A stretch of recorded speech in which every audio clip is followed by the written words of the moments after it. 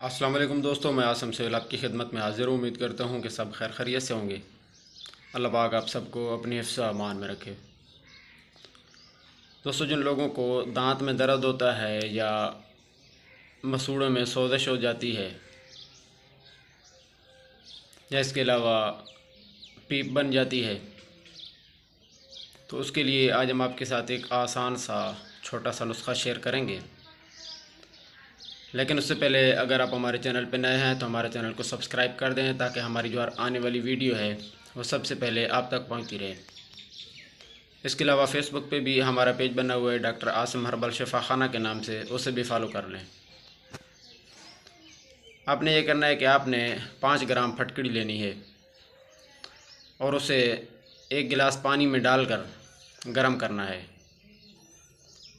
जब फटकड़ी गर्म होकर पानी बन जाए, यानी कि उसमें हाल हो जाए पानी में, तो उसको उतार कर ठंडा करके जो है आपने मसूड़ों पर और दांतों पर थोड़ा थोड़ा लगाना है। इंशाल्लाह ये लगातार इस्तेमाल करते रहें। इसके मुसलसल इस्तेमाल से आपकी दांतों में दर्द या अगर मसूड़ों में सोजिश है वो इंशाल्लाह इससे ख़त्म हो जाएगी। जज़ाकल्लाहु खैरा।